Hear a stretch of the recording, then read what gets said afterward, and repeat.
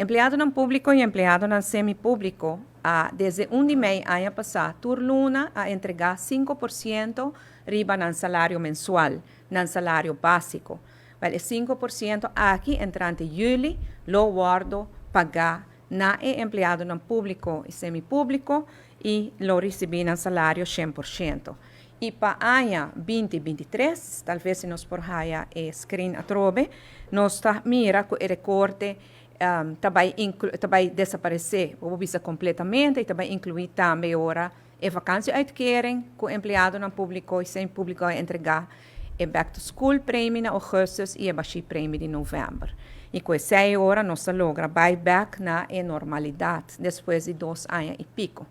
Na essa que tem condicionam sim, a condição principal tá com o pago de 5% mesterta de presupuesto de país Aruba. De facto, a inteira recorte que nós também stop mesterta de nosso próprio presupuesto, esse aí que men que nós também duna sostém de liquidez P.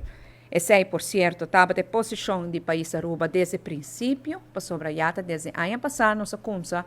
pede para nós por incluir essa aqui de nosso presupuesto. E de dois, da político lo tem conseguido que recorte de 25%, ministro e parlamentário não entregar 2,6% ou 5%, sino 25%, de maneira mais bisa acaba, laga não sigue pagar, pero laga nós dá uma oportunidade para trabalhar por high na placa back. Para o que trata é ponto aqui nana, claro, o ministrat, Conselho de Ministros, a toma a decisão acaba com o ministro não sigue que recorte de 25%, pero nós não por decidir para o parlamento e para esse aí também no parlamento dentro de rato para me explicar o parlamento de condiciona aqui pede na cooperação também para nos cumprir que condiciona para nos por ajuda do trabalhador na raia na placa back. E a de 3 condição está com a lei de waiver cruz norma se entra na vigor.